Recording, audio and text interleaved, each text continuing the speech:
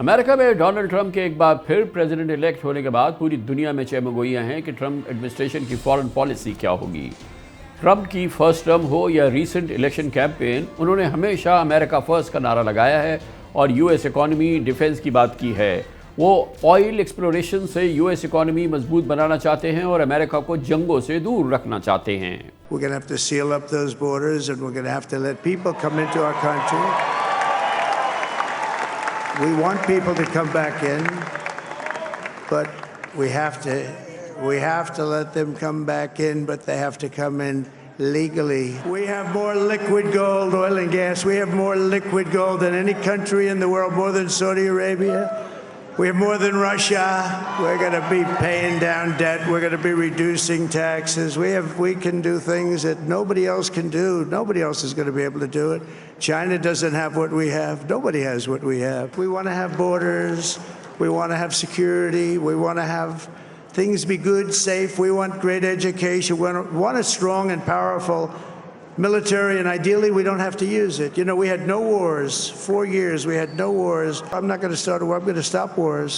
Trump no doubt امریکہ کو پہلے سے زیادہ مضبوط اکنامک پاور بنانا چاہتے ہیں۔ وہ امریکہ کو گلوبل ایشوز میں الجھانے کے فیور میں نہیں ہیں اور ان کا ماننا ہے کہ وہ رشیا سے نیگوسیشنز کے بعد within hours یوکرین وار ختم کرا سکتے ہیں۔ We have a very good relationship. And I also have a very good relationship, as you know, with President Putin. And I think if we win, I think we're going to get it resolved very quickly. ہر امریکی president کی طرح یقیناً Trump کی بھی پرو اسرائیل ہیں، ان کی policies پرو اسرائیل ہیں، ان کی سوچ پرو اسرائیل ہے، لیکن ابراہم اکارڈ کے ذریعے ٹرمپ مڈل ایسٹ میں آئس بریکنگ بلکہ بہترین فارن ریلیشنز بنانے کی شہرت رکھتے ہیں۔ اس لیے خیال کیا جا سکتا ہے کہ غزہ اور لبنان میں سیز فائر کے لیے بھی وہ ایک اہم رول پلے کر سکتے ہیں۔ ڈونلڈ ٹرمپ نیٹو سے بہت ہی سیریمونیل ریلیشنز پر یقین رکھتے ہیں، افغانستان پر حملے کو غلطی سمجھتے ہیں اور ٹرمپ نے ہی کابل سے یو ایس فورسز کی واپسی کا آئیڈیا پیش کیا تھا اور دوحہ ایگریمنٹ میں فیسیلیٹیشن پر پاکستان کو ایک عظیم ملک قرار دیا تھا۔ ایران کے ساتھ نیوکلیئر ٹریٹی سے امریکہ کو علیحدہ کرنے اور تہران پر سینکشنز اس وقت اور اس سے پہلے ہی پرشین گلف ریجن میں اسٹریٹجک سٹریس اور ٹینشن کا باعث ہے۔ ٹرمپ کے دوبارہ صدر بننے سے ایران پر مزید سختیاں آ سکتی ہیں۔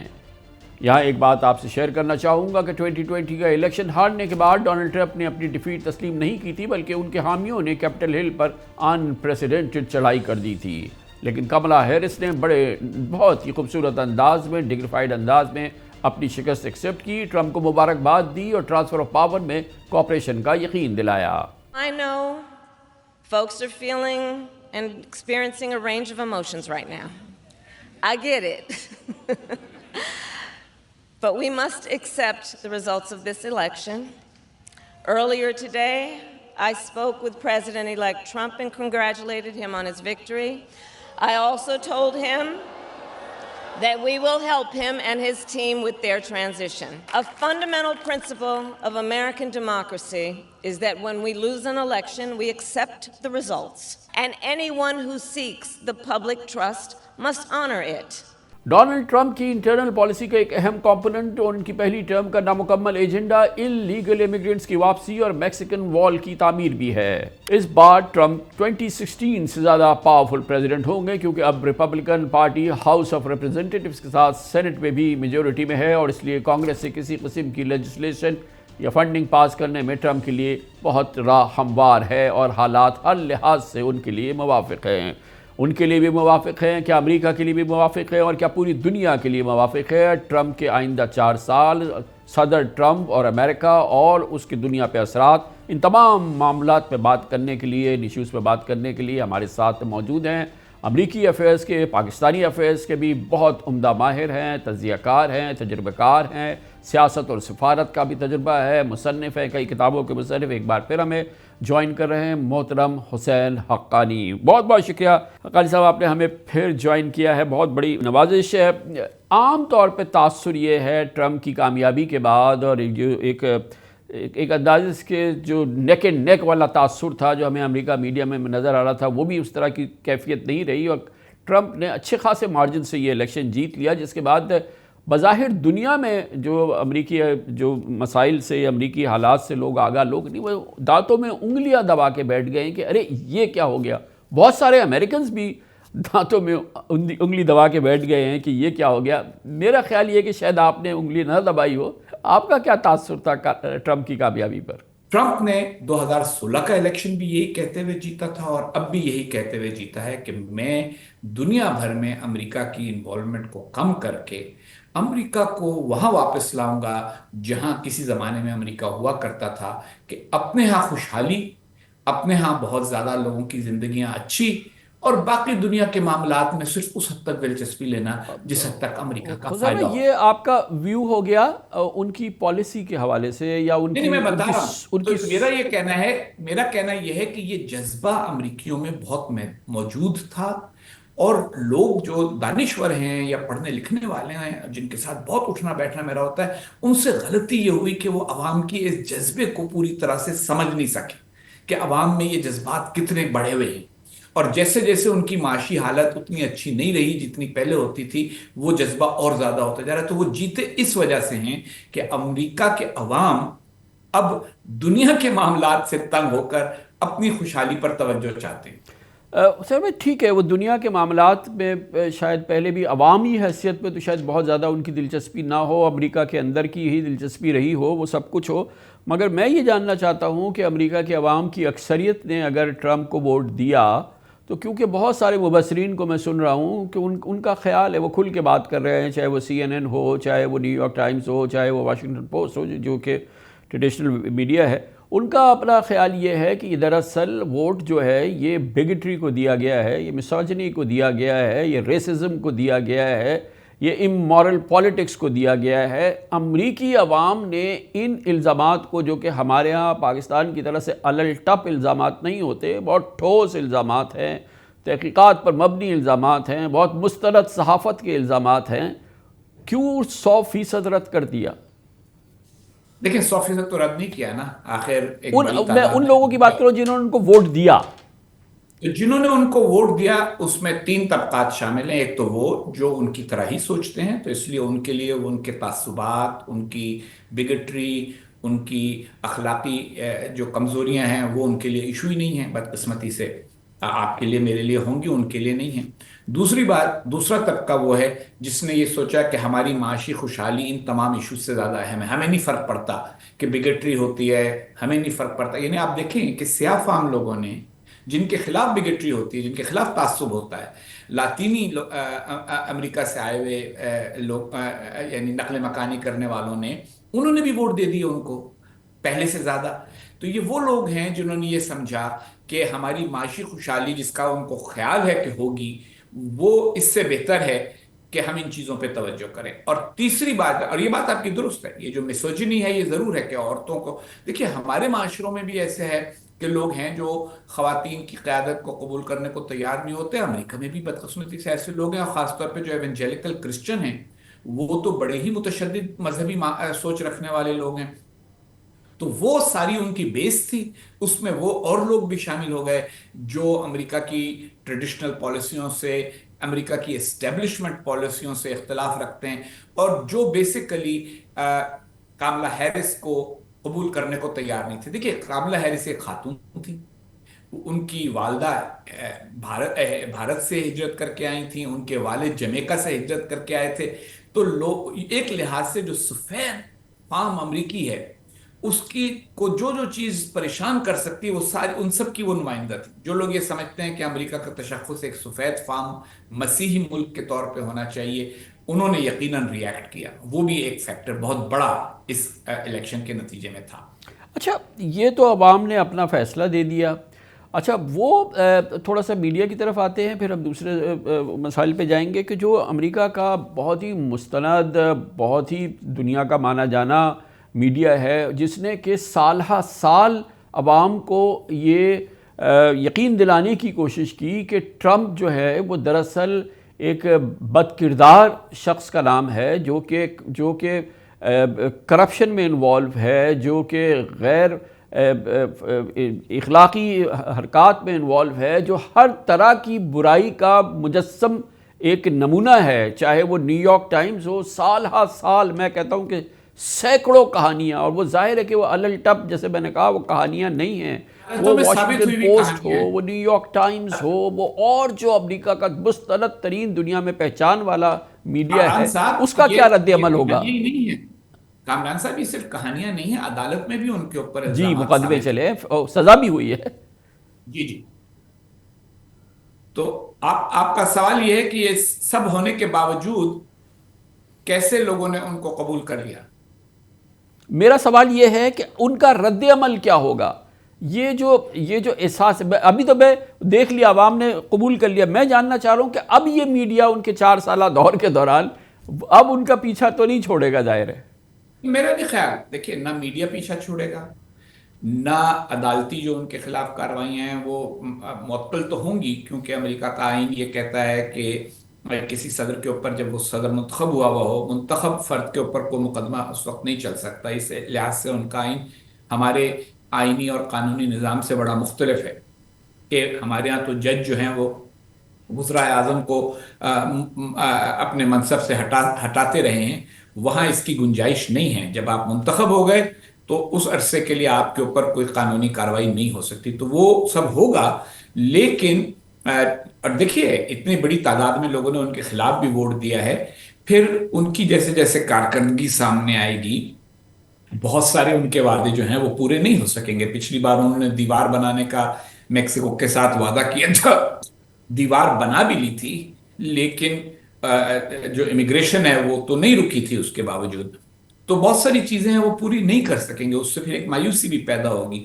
تو یہ کوئی 4 سال کے اندر مجھے کوئی انقلاب آتا نظر نہیں آ رہا. دیکھیے یہ جب بھی ہوتا ہے نا، کوئی الیکشن وغیرہ ہوتا ہے، تو اس کا ایک بعد ایک یوفوریا ہوتا ہے اور لوگ سمجھتے ہیں کہ صرف ایک ہی طرف پانی بہہ رہا ہے، لیکن بہت ساری رکاوٹیں بھی ہوتی ہیں اور امریکہ کے لیے بہت ساری مشکلات کا سامنا امریکہ کو کرنا ہوگا. وہ کہتے ہیں میں اپنے اندرونی مخالفین کے خلاف کارروائیاں کروں گا. بہت سے جج ہوں گے وہ کہیں گے آپ یہ نہیں کر سکتے. امریکہ کی فوج کو وہ کہتے ہیں میں فوج کو استعمال کروں گا لوگوں کو قابو کرنے کے لیے. فوج بھی انکار کر چکی ہے ماضی میں اندرون ملک کارروائی سے. وہ کہتے ہیں آئینی طور پہ ہمیں صرف بیرون ملک کا یعنی ایکشن کرنے کا حکم ہے، ہم یہاں نہیں کرتے. تو یہ سب چیزیں ہوں گی. کوئی ایسا نہیں ہے کہ الیکشن ہو گیا، شادیانے بج گئے اور اب ایک دم سے دودھ اور شہد کی نہریں بہنی شروع ہو جائیں گی. تو دیکھیں ایک چیز جو بہت اہم ہے، جو اس پہ میں آپ کی تمام تجربہ اور معلومات کا فائدہ اٹھانا چاہوں گا، وہ یہ کہ نہ صرف یہ کہ میڈیا تو خیر کرتا ہے جو اپنی کیمپین ہے، ٹرمپ وہ صدر بنے ہیں جن کے اداروں کے ساتھ، ریاستی اداروں کے ساتھ بہت ہی سنگین تعلقات ہیں. اور آپ نے دیکھا کہ کس طریقے سے جو سابق امریکی افواج کے سربراہ سے لے کے اور جو پوری نیشنل سیکیورٹی اسٹیبلشمنٹ، ادارے تمام جو ہیں، انہوں نے اس بات میں کوئی کسر نہیں چھوڑی کہ ان کی ناپسندیدگی، انتہائی ناپسندیدگی ہے صدر ٹرمپ کے حوالے سے. اب وہ صدر بن جائیں گے تو ان اداروں کے ساتھ یہ تعلقات جو ہیں، اس کا کیا مستقبل دیکھیں گے؟ یا یہ کہ امریکہ میں الیکشن ہو گئے ہیں، جمہوریت اور وہ آئین اور ہر لحاظ سے وہ صدر امریکہ ہو گئے ہیں، ادارے ان کے تابع ہوں گے، اور جو صدر کا اختیار ہے ظاہر ہے کہ اس کے، اور یہ جو مگر یہ جو ٹینشن، یہ جو تحفظات، یہ جو شکایتیں اداروں کی ہیں، یہ کیسے امپیکٹ کریں گی ان کی پریسیڈنسی کو؟ دیکھیں امریکہ ہماری طرح تو ہے نہیں کہ جہاں اداروں کے تحفظات جو ہیں ان کے نتیجے میں حکومت کی سروائیول پہ کوئی اثر پڑے. آئینی طور پہ وہ 4 سال کے لیے صدر ہیں اور اس میں کوئی فرق نہیں آ سکے گا. اداروں میں وہ تقریباً 5,000 افراد امریکی صدر براہ راست نامزد کرتا ہے مختلف اداروں میں. تو وہاں ایسا بھی نہیں ہے کہ صرف نیچے سے اوپر آنے والے جو سرکاری ملازمین ہیں صرف وہی ہوں گے کہ جن کے پاس اختیار ہوگا اور وہ کچھ ادھر ادھر شرائط کر سکیں گے. وہ اوپر سے بہت سارے لوگ اپنے نامزد کر سکیں گے اور کریں گے. لیکن 4 سال کافی نہیں ہوتے تمام اداروں کو اتھل پتھل کرنے کے لیے. اور پھر ٹینشنز ہوں گی. مثلا یہ کہ اگر فوج کو کاٹنے کی آپ کوشش کرتے ہیں، اس کی تعداد کم کرنے کی کوشش کرتے ہیں، تو اس سے بے روزگاری پیدا ہوتی ہے. اسی طرح سے اگر آپ CIA جیسے ادارے سے بہت سارے لوگوں کو نکال دیتے ہیں یا ان کا بجٹ کاٹ دیتے ہیں، اس سے قومی سلامتی کے مسائل پیدا ہو سکتے ہیں. اسی لیے پچھلی بار انہوں نے بہت زیادہ ایسا کچھ نہیں کیا. اب بھی وہ کوشش کریں گے لیکن یہ ایک گیو اینڈ ٹیک کا پروسیس چلتا رہے گا. کچھ کانگریس کی طرف سے پش بیک آئے گا, کچھ عدالتوں کی طرف سے پش بیک آئے گا, کچھ اداروں کی طرف سے پش بیک آئے گا, لیکن کچھ موٹی موٹی پالیسیاں وہ اپنی آگے بڑھانے میں کامیاب بھی ہو جائیں گے. ہم تو پاکستان میں یہ سوچتے ہیں کہ کیا یہ ممکن ہے کہ اداروں کے ساتھ اتنی شدید مقاصبت ہے ان کی, اور ظاہر ہے کہ آپ نے کچھ کا نام بھی لیا, سی آئی اے کا یا دوسری جو نیشنل سیکیورٹی اسٹیبلشمنٹ ہے پوری, ان کے ساتھ بڑی مقاصمت ہے. یہ تو نہیں ہو سکتا نا کہ ادارے ان کو انڈرمائن کرنے کی, ان کے ایڈمنسٹریشن کو انڈرمائن کرنے کی کوئی کوشش. گنجائش نہیں, اس کی کوئی گنجائش نہیں ہے. اور اداروں میں اس بات کا احساس بھی ہوتا ہے کہ ہم اپنے منتخب نمائندوں کو انڈرمائن نہ کریں. اگر آپ کو ان کی پچھلی ٹرم یاد ہو, دیکھیے اس ٹرم کے اندر یہی جنرل ملی تھے جو ان کے لیے کام کر رہے تھے. لوگوں نے ان کے لیے ان کے تحت کام کیا, بعد میں شکایتیں کی کہ انہوں نے یہ غلط کرنے کی کوشش کی, میں نے روک دیا یہ. لیکن کیونکہ ادارتی اختیارات بھی بڑے واضح ہیں, اگر آپ کو یاد ہو تو آخری چند جو دن تھے ان کے, اس میں انہوں نے کئی لوگوں کو ہٹایا, پھر ہٹانے جس کو ہٹایا اس کی جگہ کسی اور کو لگایا, اس کو بھی ہٹایا, کیونکہ وہ اپنی مرضی کے فیصلے کروانا چاہ رہے تھے انتخابات کے نتائج قبول نہ کرنے سے متعلق. لیکن کسی نے وہ سب کچھ توڑا نہیں, کیونکہ ایک اوور آل جو کلچر ہے امریکہ کا, وہ قانون کی بالادستی کو قبول کرنے کا کلچر ہے. اس میں ٹرمپ پہلے صدر ہیں امریکہ کی تاریخ میں جس نے انتخابی نتائج ہارنے کے بعد قبول کرنے سے انکار کیا. آج تک کبھی ایسا نہیں ہوا تھا. تو یہ کچھ نئی چیزیں ضرور کر رہے ہیں جو کہ تیسری دنیا کے ملکوں سے ملتی جلتی ہیں, لیکن امریکہ کی اپنی روایات بھی ہیں اور بڑی مستحکم روایات ہیں. اور خود صدر کی پارٹی جو ہے ریپبلکن پارٹی, اس میں بہت سارے ایسے لوگ ہیں کہ جو یہ نہیں چاہتے کہ اداروں کا توازن خراب کیا جائے. وہ پالیسی تبدیلیاں سمجھتے ہیں کہ عوام نے مینڈیٹ دیا ہے تو اس کے مطابق پالیسی میں تبدیلی ہونی چاہیے, لیکن پالیسی میں تبدیلی اور اداروں کا جو ایک نظام ہے اس میں تبدیلی بہت بڑی چیز ہے. تو اس نظام کی تبدیلی اتنی آسان نہیں ہے امریکہ میں. یہ بتائیے کہ جو ٹرمپ کا ایجنڈا ہے جس کی بنیاد پہ انہوں نے الیکشن جیتا ہے, ملک کے اندر ملک کے باہر جو ہے, بہرحال یو ایس کے اندر ایک بہت ہی عمدہ چیک اینڈ بیلنس کا سسٹم ہے جس میں نارملی ایگزیکٹو اور کانگریس کے درمیان ایک اچھا نظام کرتا ہے, ادارے اور عدالتیں اپنا کام کرتی ہیں. لیکن اس بار ٹرمپ کو نہ صرف یہ کہ غیر متوقع ایک کمفرٹیبل کامیابی ملی ہے, اس کے ساتھ کانگریس کے اندر بھی ریپبلکنز کی ایک بڑی عمدہ پوزیشن ہے. ہم ایک بہت ہی طاقتور صدر دیکھنے جا رہے ہیں جس پر وہ چیک اینڈ بیلنس والا بھی اتنا بڑا رکاوٹ ہمیں نظر نہیں آ رہی ہے. دیکھیے اگر آپ کو یاد ہو تو 1972 میں رچرڈ نکسن صاحب جو تھے ان کو بھی بالکل یہی تمام مقام حاصل تھا. سینٹ میں, ہاؤس آف ریپریزنٹیٹیوز میں, سب جگہ ان کا طوطی بول رہا تھا. الیکشن انہوں نے بڑی ہی اکثریت سے جیتا تھا. انہوں نے تو پھر بھی الیکٹرل کالج میں اتنی بڑی کامیابی حاصل نہیں کی. اس وقت تو صرف 2 ریاستیں تھیں جنہوں نے ان کے خلاف ووٹ دیا تھا, باقی ہر جگہ وہ جیت گئے تھے 50 میں سے 48 ریاستوں میں. تو اس کے باوجود آپ کو یاد ہوگا جب واٹر گیٹ کا معاملہ ہوا, ججوں کے سامنے بات گئی, ججوں نے کہا کہ جناب جو قانون توڑا گیا ہے وہ قانون توڑا گیا ہے, جن لوگوں نے توڑا ہے ان کو پکڑا جائے گا. تو ایک حد سے آگے امریکی صدر بھی نہیں جا سکتا قانون شکنی کرنے میں, آئین شکنی کرنے میں. اب کیا یہ پہلا موقع ہوگا کہ وہ ایسا کرنے میں کامیاب ہو جاتے ہیں کوئی؟ اچھا, اور اس وقت یہ ہوا تھا کہ جو نکسن صاحب کی اپنی پارٹی تھی اسی نے ان کو کہا بالآخر کہ آپ استعفیٰ دیں. تو میں نہیں کہہ رہا کہ بالکل وہی سب کچھ ہوگا, اور ٹرمپ اس سے بہت بہتر طریقے کے ساتھ معاملات کو نمٹنا بھی جانتے ہیں, اور ان کو یہ بھی پتہ ہے کہ قانون کیسے توڑا جائے کہ پکڑا نہ جائے آدمی. لیکن یہ ذہن میں رہے آپ کے کہ امریکہ کا تجربہ جو ہے بطور قوم کے اور ملک کے, وہ ہم لوگوں سے بڑا مختلف تجربہ ہے, اور اس میں بہت سارے ادارے جو ہیں وہ مثلا جج بعض اوقات اڑ جاتے ہیں اپنی بات کے اوپر, اور پھر ان کی بات جو ہے اس کی پیروی ہر ایک کرتا ہے. تو میرا یہ خیال ہے کہ اداروں پہ دباؤ ہوگا, اداروں کی طرف سے پش بیک ہوگا, لیکن یہ پروسیس جو ہے آگے بڑھ ہی جائے گا کسی نہ کسی طریقے کے ساتھ. اسٹرکچرل ڈیمیج 4 سال میں نہیں ہو سکے گا, پچھلی بار بھی نہیں ہوا اگر آپ غور کریں تو. یہ فرمائیے کہ بالکل میں بالکل آپ کی اس بات سے ایگری کرتا ہوں کہ نظام امریکہ میں بہرحال اس بات کی اجازت نہیں دیتا کہ صدر امریکہ بھی قانون شکنی اور آئین شکنی کھلے عام کر سکے، اور ظاہر ہے کہ وہ ایک اس کا ثبوت موجود ہو تو اس کے لیے شاید بچت مشکل ہو جائے گی. لیکن یہ بتائیے کہ جو پالیسی شکنی ہے، یعنی کہ جو پالیسیز جو ہم نے ابھی بائیڈن ایڈمنسٹریشن کے دوران دیکھی، اور جو بہت ہی قومی پالیسیز ہیں جو کہ جس کو آپ بین الاقوامی معاملات کے حوالے سے، اور خاص طور پہ جیسے کہ رشیا یوکرین وار کے حوالے سے ٹرمپ کی بالکل ڈیفرنٹ اور بالکل اپوزٹ پالیسی ہے، بالکل ایک الگ ان کی سوچ ہے، اور جو دوسری سوچ ہے وہ ہمارے سامنے ہے. تو یہ فرمائیے گا کہ صدر کی حیثیت سے، با اختیار صدر کی حیثیت سے، کانگریس کے پورے سپورٹ کی حیثیت سے وہ کس حد تک جو ہے وہ پالیسی کے حوالے سے جو ہے وہ انفلوئنس کر سکتے ہیں، اور جیسے کہ رشیا یوکرین کا معاملہ جو ہے اس پہ وہ اثر انداز ہو سکتے ہیں، اپنی جو ان کی سوچ ہے وہ کتنی اثر انداز ہوگی اب ان پالیسیز پہ؟ بہت زیادہ، کیونکہ پالیسی بہرحال وہی ہوگی جو وہ چاہیں گے، اور کچھ مشاورت ہوگی، اس کو کچھ فائن ٹیون کیا جائے گا، کچھ نئی معلومات ان کے سامنے آئیں گی تو تھوڑا سا پیچھے بھی ہٹیں گے. اگر آپ کو یاد ہو تو پچھلی بار بھی انہوں نے بہت کوشش کی تھی روس کے ساتھ معاملات کو نارملائز کرنے کی، لیکن ان کے اوپر اتنا دباؤ تھا، میڈیا میں اتنا شور تھا کہ وہ تھوڑا سا پیچھے ہٹ گئے تھے. ممکن ہے اس بار وہ یہ کہیں کہ مجھے فرق نہیں پڑتا کہ یوکرین کا کچھ رقبہ یا کچھ علاقہ جو ہے وہ روس کو دے دیا جائے تاکہ روس رک جائے. اور پھر یہ بھی تو سوال ہے نا کہ کیا روس رک جائے گا تھوڑا سا یوکرین کا حصہ لے کے، جو چند علاقے اس کے روس کہتا ہے کہ روس میں ہونے چاہیے، یا وہ اور آگے بڑھنا چاہے گا.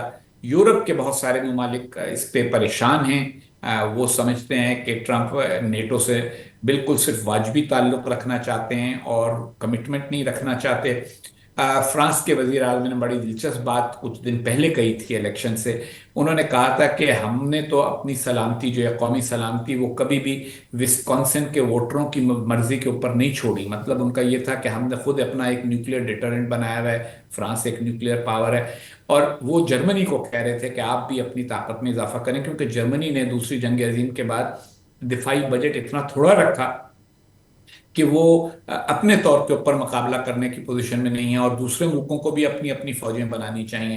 تو شاید اس کے نتیجے میں جو اصل فرق ہے وہ یورپ اور جاپان اپنی فوج خود بنانی شروع کریں، کیونکہ اب تک سارا انحصار انہوں نے امریکہ کی جانب سے اپنے تحفظ پر دیا ہے، اور یہ دنیا میں ایک بڑی تبدیلی آئے گی، اور یہ تبدیلی ٹرمپ چاہتے بھی ہیں. لیکن اس کو میرا نہیں خیال کہ کوئی بھی ادارہ پش بیک کرے گا، اور مشورہ سب دیں گے، مگر جو صدر کا فیصلہ ہوگا اس پر عمل درآمد بھی کیا جائے. اچھا، یہ بتائیے، یہ ہو گیا یورپ کی اور رشیا یوکرین کی بات.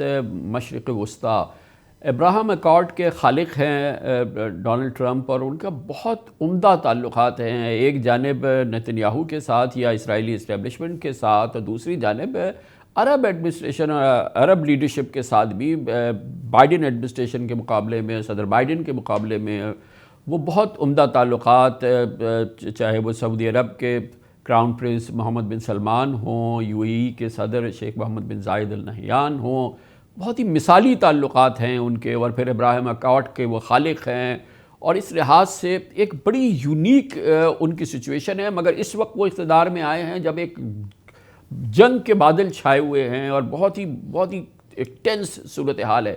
مشرق وسطیٰ کے مستقبل پہ، اور جو ابراہم اکارڈ سے جو انہوں نے اپنی ایک سمت کا آغاز کیا تھا، اس پورے ماحول کو آئندہ 4 سال میں آپ کیسے دیکھتے ہیں؟ دیکھیں، ابراہیم اکارڈ کی جو بنیاد تھی وہ تو یہی تھی کہ عربوں کے اور اسرائیل کے تعلقات ذرا سے معمول پہ آئیں، اور اس کے بعد فلسطین کا مسئلہ طے ہو.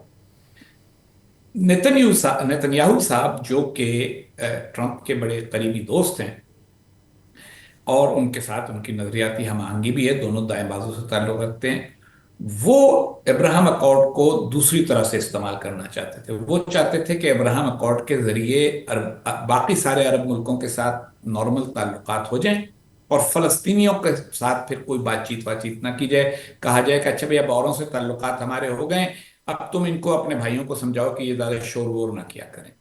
وہ نہیں ہوا، اور اب جنگ کی جو کیفیت ہے اس میں بھی اگر آپ دیکھیں تو ٹرمپ کا موقف اصل میں بہت ہی متشدد ہے اسرائیل کی حمایت میں، اور ان کا کہنا یہ تھا کہ ہاں جنگ بند ہونی چاہیے، لیکن جنگ اس طرح بند ہونی چاہیے کہ پہلے اسرائیل جلدی سے اپنا کام مکمل کرے، مطلب کہ جن کو مارنا ہے جلدی مارو اور ختم کرو۔ تو یہ موقف جو تھا، اس کا مطلب یہ ہے کہ وہ طویل جنگ نہیں چاہتے، کیونکہ وہ ہمیشہ اقتصادی نقطہ نظر سے سوچتے ہیں، اور ان کا خیال یہ ہے کہ جہاں کوئی جنگ طویل ہوتی ہے اس کے اقتصادی جو شاخسانے ہوتے ہیں وہ اچھے نہیں ہوتے۔ تو اس لیے وہ، میرا یہ خیال ہے کہ اسرائیل سے یہ کہیں گے کہ جو تم نے اور کچھ سخت گیری کرنی ہے فوراً کر کے پھر بالآخر جنگ بندی کی طرف آؤ، تاکہ وہ جنگ بندی کا کریڈٹ لے سکیں خود، اور اس کے بعد وہ کہیں گے کہ اچھا اب آپ یہ باقی عرب ممالک کی مدد سے فلسطینیوں کے ساتھ مذاکرات کریں۔ جہاں مجھے مشکل نظر آتی ہے وہ یہ ہے کہ فلسطینی اور اسرائیلی بہت سالوں سے آپس میں کچھ طے کرنے کی کوشش کرتے رہے ہیں، مگر ہر کوشش اس لیے ناکام ہوئی ہے کہ دونوں کے بنیادی نقطہ نظر میں بہت بڑا فاصلہ ہے، بالکل ایسا جیسے پاکستان اور بھارت کا جو نقطہ نظر ہے کشمیر کے اوپر وہ اتنا مختلف ہے۔ ایک سمجھتا ہے کہ ہم نے یہ بس تنازع ختم ہی ہو چکا، اور دوسرا سمجھتا ہے کہ نہیں، تنازع کو اسی طرح سے دیکھا جانا چاہیے جیسا کہ شروع کے نقطے کے اوپر تھا، اسی طرح سے وہاں معاملہ ہے۔ فلسطینی یہ کہتے ہیں کہ بھئی ہم اسرائیل کو اس طرح قبول کر رہے ہیں کہ جیسے بادل ناخواستہ، جبکہ اسرائیل کا کہنا یہ ہے کہ بس اب ہو گیا، آپ تھوڑا سا یہ علاقہ لیں، اور یہاں ایک، اس کو آپ اسٹیٹ کہنا چاہتے ہیں کہہ لیں، لیکن اس کے پاس نہ ایئر فورس ہوگی، نہ آرمی ہوگی، نہ اس کے پاس کرنسی بھی غور ہم کریں گے کہ ہونی چاہیے کہ نہیں ہونی چاہیے، اور وہ ہم پر مکمل طور پر ڈیپینڈ ہونی چاہیے۔ آپ کو یاد ہوگا یہ سب کچھ اوسلو ایکارڈ کے بعد ڈسکس ہو چکا۔ تو کیا اسرائیل اب اتنی طاقتور پوزیشن میں ہونے کے بعد خود نیچے آئے گا؟ اور اگر کوئی وہاں یہ چاک رابن قسم کا کوئی آدمی ہو تو وہ تو یہ کر لے گا، لیکن نتنیاہو تو اب تک ہمیشہ یہ کہتے رہے ہیں کہ فلسطینیوں کے ساتھ کوئی رعایت نہیں ہونی چاہیے۔ تو میرا یہ خیال ہے کہ نتنیاہو ٹرمپ کے لیے مسئلہ بنیں گے، عرب ممالک اور فلسطینی شاید نہ بنیں۔ اور آپ کیا سمجھتے ہیں کہ کیا نیتنیاہو سنگل ہینڈڈلی، اور جو بھی جیسے کہ آپ نے فرمایا کہ بہت قریبی تعلقات ہیں ان کے ڈونلڈ ٹرمپ سے، امریکی پوری انتظامیہ کے ساتھ، چاہے ان کی ہو چاہے اس سے پہلے والی ہو، تو لیکن بہرحال جو ایک سمت کا تعین ہے کہ پالیسی کا تعین ہے، وہ بہرحال امریکہ کے ہاتھ میں ہے اور ڈونلڈ ٹرمپ کے ہاتھ میں ہوگا۔ وہ ایک چیز کے موجد ہیں، ابراہیم اکارڈ کے ذریعے ایک سوچ کے، ایک سمت کے موجد ہیں، اور وہ ایک پوری سوچ کے موجد ہیں۔ تو اس پوری رفتار کو، اس سفر کو جو ہے وہ ویٹو کر سکتے ہیں نیتنیاہو، آپ کے خیال میں؟ میرا خیال ہے کہ ویٹو کرنا چاہیں، مطلب کرنا چاہیں تو پریشانیاں تو پیدا کر سکتے ہیں، کیونکہ آپ دیکھیے کہ اس بار وہ جو یہودی ووٹر ہیں امریکہ کے، جو تاریخی طور پر ڈیموکریٹک پارٹی کو ووٹ دیتے ہیں، انہوں نے بھی ٹرمپ کو ووٹ دیا۔ تو اس کا مطلب ہے کہ ٹرمپ کے ارد گرد بھی تو ایک بہت بڑی لابی موجود ہے کہ جو یہ کہے گی کہ معاملات جو ہیں وہ اسرائیل کے نقطہ نظر سے دیکھے جائیں۔ تو اب دیکھنا یہ ہے کہ کیا ٹرمپ کوئی ایسی شرائط نتنیاہو صاحب سے منوا سکتے ہیں جو وہ نہیں ماننا چاہتے۔ آج تک تو پہلے ایسا نہیں ہو سکا۔ اگر آپ کو یاد ہو تو پچھلے دونوں صدر بائیڈن اور ٹرمپ کوشش کر کے دیکھ چکے ہیں، اور نتنیاہو اپنی ضدوں پر قائم رہے ہیں۔ کیا اس بار وہ فلیکسیبلٹی دکھائیں گے؟ دیکھتے ہیں۔ ذرا یہ بتائیے گا کہ جنوبی ایشیا کے حوالے سے خاص طور پہ انڈر ٹرمپ ہم کیا دیکھیں گے آئندہ 4 سال کے دوروں میں؟ یہاں ان کی ترجیحات کیا رہیں گی؟ ڈونلڈ ٹرمپ نے جن 3 سربراہان حکومت یا مملکت سے بات کی ہے منتخب ہوتے ہی، ان میں نریندر مودی شامل ہیں، بھارت کے وزیر اعظم۔ دوسرے 2 ہیں بنیامین نتنیاہو اسرائیل کے، اور شہزادہ محمد بن سلمان سعودی عرب کے۔ تو اس لیے ان کی ترجیحات میں بھارت کا بہت اہم مقام ہے، لیکن وہ بھارت کو ایک مارکیٹ کے طور پہ دیکھتے ہیں، اور ٹیکنالوجی کے اندر کوآپریشن کے لیے ایک پارٹنر کے طور پہ دیکھتے ہیں۔ چین کو قابو میں رکھنے کے لیے وہ چاہتے ہیں کہ بھارت کو مضبوط کیا جائے، لیکن ٹریڈ کے مسائل کے اوپر دونوں کے درمیان ایک کسی قسم کی کشمکش کا بھی امکان ہے، کیونکہ Modi Bharat first, India first میں بلیو کرتے ہیں، اپنے ٹرمپ امریکہ فرسٹ میں بلیو کرتے ہیں۔ تو ان کے کچھ اس پہ کچھ کنفیوژن، میرا خیال ہے کہ اس میں یہ ایک دوسرے کے ساتھ کچھ لو دو کر کے معاملات طے کریں گے۔ باقی جو جنوب ایشیا کے ممالک ہیں ان کے بارے میں کبھی بھی ٹرمپ صاحب نے کو بہت زیادہ سوچنے کا یعنی اظہار نہیں کیا. اس پوری انتخابی مہم میں انہوں نے پاکستان کا کبھی ذکر نہیں کیا، بنگلہ دیش کا صرف ایک دفعہ ذکر کیا ایک ٹویٹ میں، اور وہ اس حوالے سے کیا کہ بنگلہ دیش میں نئی حکومت ہندوؤں کا تحفظ نہیں کر رہی. تو آپ یوں سمجھ لیجئے کہ جنوب ایشیا کے حوالے سے ان کی ترجیح بھارت کے ساتھ تعلقات کو مضبوط کرنا ہوگا، اور جنوبی ایشیا کے باقی ممالک کے بارے میں ابھی تک انہوں نے کچھ بہت زیادہ غور و خوض نہیں کیا. اور ظاہر ہے کہ پہلے کہہ چکے ہیں، آفیشلی بھی بات ہو چکی ہے کہ وہ آئندہ سال بھارت کا دورہ بھی کریں گے، اور پچھلے ٹرم میں ان کا بہت ہی ہائی پروفائل بھارت کا دورہ ہوا تھا، بہت ہی زبردست قسم کی اس کی وہ شہرت رہی تھی، اور خود مودی بھی امریکہ گئے تھے ان کے پریزیڈنسی میں ٹرمپ کے. تو وہ گرم جوشی کی ایک کیفیت جو ہے وہ لگتا ہے کہ وہ برقرار رہے گی. بالکل برقرار رہے گی. اور دیکھیے جب وہ امریکی مفادات کے نقطہ نظر سے سوچتے ہیں تو پھر ان کو لگتا بھی ہے کہ ہمارے اقتصادی مفادات اور ہمارے ٹیکنالوجی کے مفادات اور چین کے ساتھ محاذ آرائی میں ہمارے مفادات سب بھارت سے وابستہ ہیں.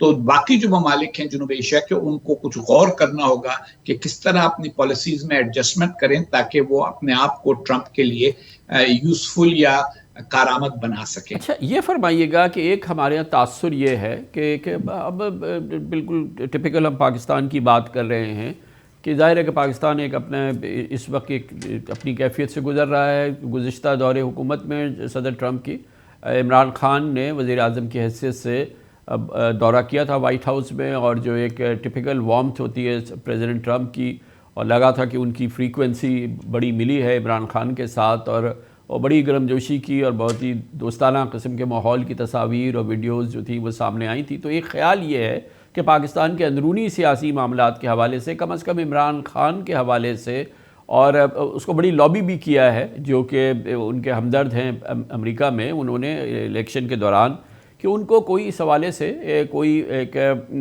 شاید ریلیف جو ہے وہ ملے، اور اس کے لیے صدر ٹرمپ جو ہیں وہ اپنا اثر و رسوخ استعمال کریں. کیا یہ خارج از امکان ہے آپ کے خیال میں؟ دیکھیے خارج از امکان تو بین الاقوامی تعلقات میں کچھ بھی نہیں ہوتا، لیکن میرا اس حوالے سے کچھ 2-3 سوالات ہیں. پہلی بات تو یہ ہے کہ ایک ملاقات ضرور ہوئی تھی ڈونلڈ ٹرمپ کی اور عمران خان کی، لیکن کیا وہ اس کا متبادل ہے کہ جس قسم کے قریبی تعلقات ان کے بیگم حسینہ واجد کے ساتھ ہو گئے تھے بنگلہ دیش میں، 3-4 ملاقاتیں ہوئی بطور صدر کے. تو وہ جو ملک کی اہمیت ہوتی ہے اصل ان کی کسی کی پالیسی میں، وہ ذاتی تعلقات سے ماورا ہوتی ہے، پہلی بات. دوسری بات ہے کہ ایک ملاقات کی وجہ سے یہ کہنا بہت غلط ہے. پاکستان میں بہت سارے لوگ ہیں جو دوست ہیں، تو میرا تو کوئی دنیا میں ایسا دوست نہیں ہے جس سے میری زندگی میں صرف ایک ملاقات ہوئی ہو. دوستی تو بنتی ہے باقاعدہ ملاقات سے، ملنے جلنے سے، کام ساتھ کرنے سے. تیسری بات یہ کہ اگر پاکستان ان کی ترجیحات میں نہیں ہے تو پاکستان میں قید ہوا ایک شخص جو ہے اس کو رہا کرانا کیسے ترجیح ہو سکے گا. اور چوتھی بات یہ ہے کہ پاکستان پہ وہ کیا دباؤ استعمال کر سکیں گے. بہت یہ ہے کہ وہ ایک ٹویٹ کریں یا بیان دیں اور مطالبہ کر دیں. پاکستان کو اس وقت امریکہ سے کوئی امدادی پیکیج نہیں مل رہا. پاکستان پر کوئی نئی پابندیاں اگر لگیں تو اس کا نقصان عمران خان صاحب کو سیاسی طور پہ ہوگا، کیونکہ لوگ کہیں گے کہ ان کی وجہ سے پابندیاں لگ گئیں، تو اس کا بھی کوئی امکان نہیں ہے. تو وہ کون سا دباؤ ہوگا جس کے تحت پاکستان کی حکومت اپنے اندرونی فیصلوں کی بجائے کسی اور کے کہنے پہ کچھ کرے گی. لوگ کہتے ہیں کہ ماضی میں ایسی مثالیں ہیں، سعودی عرب نے کہا تھا تو نواز شریف صاحب کو رہا کیا گیا تھا، لیکن وہ صرف سعودی عرب نے نہیں کہا تھا. سعودی عرب کے اور جنرل مشرف کے مذاکرات ہوئے تھے جس میں یہ طے ہوا تھا کہ تمہارا مسئلہ یہ ہے کہ نواز شریف تمہارے لیے پرابلم ہوگا، ہم 10 سال کے لیے اس کو تمہاری سیاست سے باہر نکال دیں گے اور ہم اس کو سکون سے سعودی عرب میں رکھ لیں گے. تو وہ تو ایک معاملہ طے ہو گیا. اسی طریقے کے ساتھ محترمہ بینظیر بھٹو کی پاکستان واپسی کا معاملہ تھا، تو تب بھی پوری جو NRO کی نیگوسیشنز تھیں اس میں ایک بہت بڑا پیکج شامل تھا کہ پاکستان میں کیا سب سیاسی تبدیلیاں آئیں گی، پھر اس کے نتیجے میں پاکستان افغانستان کے حوالے سے کیا تبدیلیاں اپنی پالیسی میں لائے گا. کیا اس قسم کی کوئی بات ہو رہی ہے؟ اور اگر ہو رہی ہے تو عوام کے ساتھ کیوں نہیں شیئر کی جا رہی؟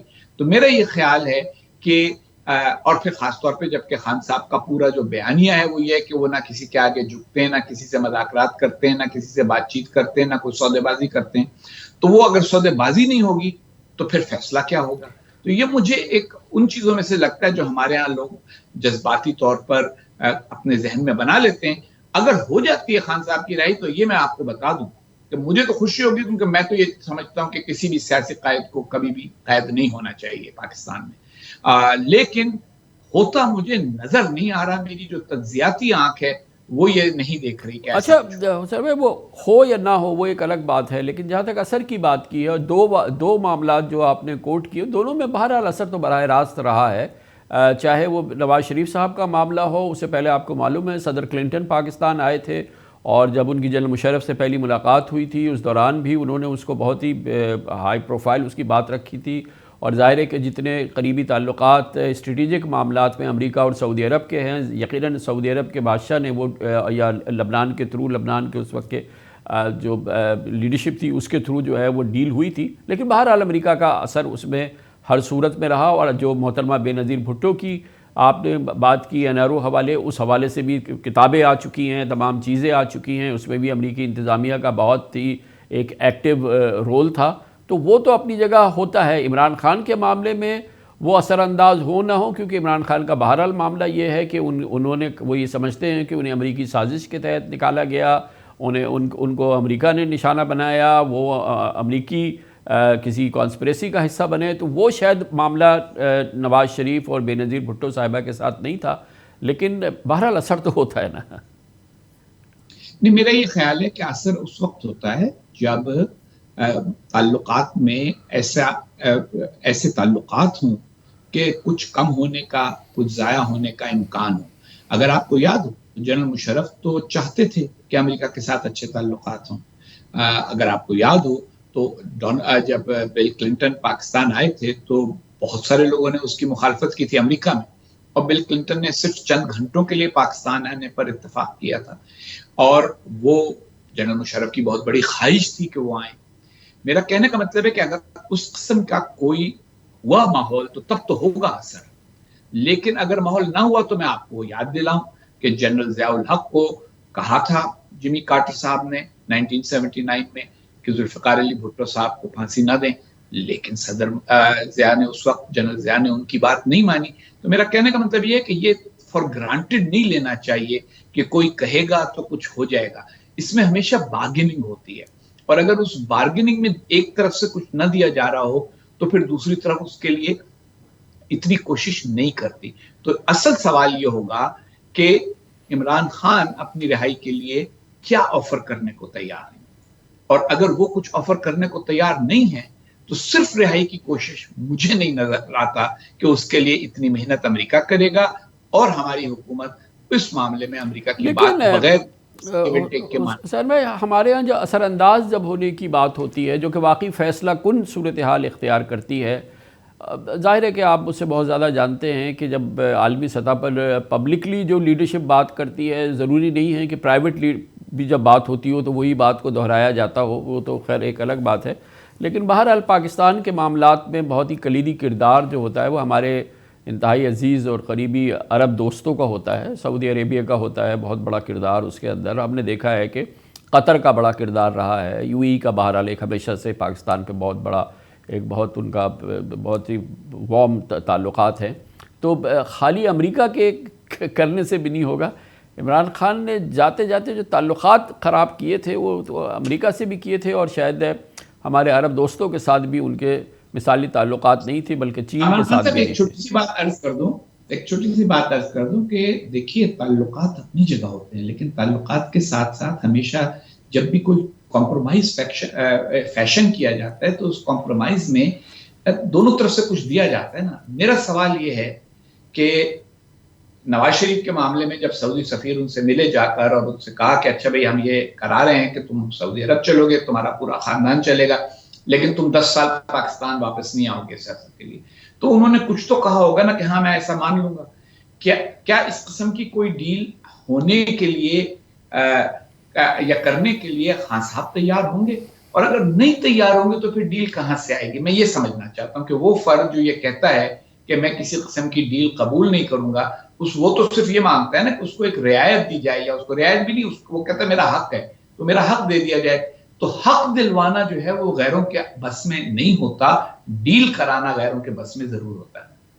اچھا چلے، یہ پاکستان پہ تو اثر انداز ہوں گے نہیں ہوں گے، ان کی ترجیحات میں ہوگی نہیں ہوگی، امریکہ کے صدر میں امریکہ کے صدر کے نزدیک پاکستان ترجیحات کی فہرست میں کس جگہ کھڑا ہوگا، ظاہر ہے اس پہ بہت ہمیں شکوک شبہات اور ہمیں سوالات ہیں، لیکن چلے عام طور پہ جو ہوگا وہ یہ کہ ٹرمپ جو ہیں وہ وار مخالف ہیں، کہ اس دنیا کے ہم فرد کی حیثیت سے کیا ہم یہ تصور کریں کہ ایک بہتر ماحول کی طرف دنیا جائے گی؟ یہ جو رشیا یوکرین جس نے کہ یورپ کو ہلا کے رکھ دیا، پھر مڈل ایسٹ کے معاملات جس پہ ابھی ہماری مختصر بات بھی ہوئی ہے، اور اوورآل جو صورتحال ہے عالمی سطح پر اگر جنگیں نہ ہو رہی ہو تو ایک بہتری کی صورتحال ہے، اور ٹرمپ اس کا جھنڈا اٹھائے ہوئے ہیں، تو یہ اس میں بہتری نظر آتی ہے آپ کو؟ دیکھیں، جنگوں کے جو اسباب ہوتے ہیں وہ کسی فرد کی وجہ سے نہیں ختم ہو جاتے، تو یہ تو ضرور ہے کہ امریکہ کا جنگ میں شامل نہ ہونا صدر ٹرمپ کے کنٹرول میں ہوگا، اور وہ چاہیں تو امریکہ کسی جنگ میں شامل نہیں ہوگا، لیکن دنیا میں بہت سی جنگیں ایسی ہیں کہ جو لوگ خود شروع کرتے ہیں، خود ختم کرنے کے ذمہ دار ہوتے ہیں، وہ جنگیں مجھے ختم ہوتی نظر نہیں آ رہی۔ یہ نعرہ پہلے امریکی صدر نہیں ہے جنہوں نے لگایا ہے، اگر آپ کو یاد ہو تو پہلی جنگ عظیم کے موقع کے اوپر ووڈرو ولسن نے بھی یہ نعرہ لگایا تھا کہ we are joining the war to end all wars, اور اس کے بعد بھی نہ جنگ ختم ہو سکی نہ امریکہ کا ان جنگوں میں کردار۔ کیونکہ یہ بتائیے کہ ایک اور چیز جو ٹرمپ کے دور میں اور اس پورے دور میں اور پھر اس کے آخر میں بہت اس کی شدت آئی تھی، وہ ایران کے ساتھ امریکی تعلقات، اور ایک بار پھر جب وہ صدر بنے ہیں ایران کے تعلقات، ظاہر ہے کہ اسرائیل کے ساتھ تو جنگی صورتحال رہی ہے اور امریکہ کے ساتھ بھی تعلقات بہت خراب ہیں، اور جنگ جو ہے جنگ مخالف ہیں ٹرمپ، اور ایران بالکل کیونکہ پاکستان کا ہمسایہ بھی ہے اور ہمارے ریجن کے لحاظ سے بڑی کلیدی قوت ہے، یہ قابو میں رہنا آپ کو نظر آتا ہے؟ یہ کہیں قابو سے باہر تو نہیں ہو جائے گی صورتحال؟ دیکھیے، اگر آپ کو یاد ہو تو قاسم سلیمانی کو مارنے کا فیصلہ ٹرمپ صاحب کے دور میں ہوا تھا، تو ایران کے خلاف بھی وہ ہیں، بہت جذباتی طور پر ہیں، اور دوسری طرف وہ جنگ کیے بغیر جنگ جیسی کاروائیاں کرنے پر بھی یقین رکھتے ہیں، تو ایران کے خلاف یقیناً ان کی جانب سے کچھ نہ کچھ ضرور ہوگا۔ چلیں انشاءاللہ تعالیٰ دیکھیں گے۔ بہت بہت شکریہ جناب حسین حقانی ہمارے ساتھ موجود تھے۔ آنے والا آپ کو بتائے گا کہ صدر ٹرمپ کے 4 سال کے دوران امریکہ میں کیا ہوتا ہے اور پوری دنیا میں کیا ہوتا ہے، پھر ہمارے خطے میں کیا ہوتا ہے، اور مشرق وسطیٰ میں خاص طور پہ یورپ میں، اور ایران اور ہمارے ہمسایوں میں کیا ہوتا ہے۔